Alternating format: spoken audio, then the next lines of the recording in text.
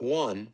Introduction. Acne is one of the most common skin conditions worldwide, affecting nearly 85% of people at some point in their lives. Though often associated with adolescence, it can persist into adulthood. Acne is not simply a cosmetic problem, it can affect self-esteem, mental health, and even leave permanent scars. 2. What is acne? Acne vulgaris is a chronic inflammatory disorder of the pilosebaceous unit.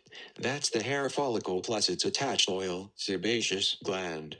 The main clinical features include Comedones, blackheads and whiteheads, papules and pustules, red or pus-filled bumps, nodules and cysts, deeper, more painful lesions. 3.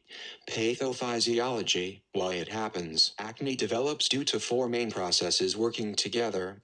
Increased sebum production triggered by androgens, male-type hormones present in both sexes. Oily skin provides the perfect environment for acne. Abnormal keratinization. Skin cells lining the follicle don't shed normally. They clump together, plugging the pore.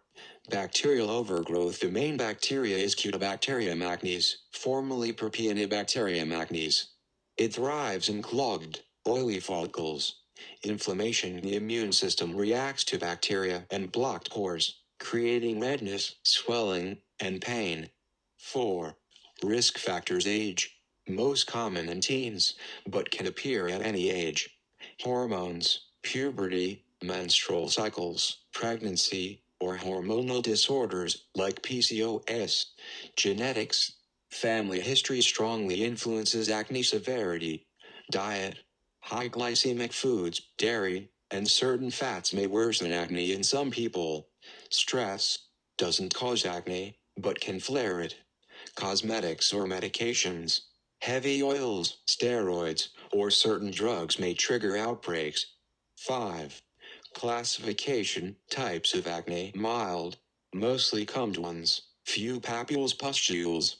Moderate, more widespread papules and pustules. Severe, nodules, cysts, risk of scarring. 6. Treatment approaches. Treatment depends on severity and patient profile. Topical therapies. First line for mild acne. Benzoyl peroxide kills bacteria, reduces inflammation. Retinoids, adapalene, tretinoin, unclog pores, normalize shedding. Topical antibiotics. Clindamycin, erythromycin, often combined with benzoyl peroxide. Salicylic acid, a beta-hydroxy acid, BHA, that penetrates into pores, exfoliates inside the follicle, helps unclog blackheads, whiteheads, and reduces inflammation. Systemic therapies, for moderate to severe acne. Oral antibiotics, doxycycline, minocycline. Hormonal therapies, oral contraceptives, spironolactone in women. Isotretinoin, Accutane, highly effective but with significant monitoring. Other approaches, chemical peels, laser light therapy. Gentle skincare, non-COMEDOGENIC moisturizers, mild cleansers. 7. Psychosocial impact. Acne can affect self-esteem, social interactions, and mental health. Studies link it with higher rates of anxiety and depression. Addressing these aspects is as important as treating the skin. 8. Prevention and myths. Washing too much doesn't cure acne. Overwashing can irritate skin.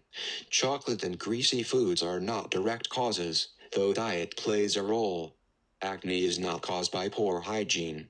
Early treatment reduces the risk of scarring. 9.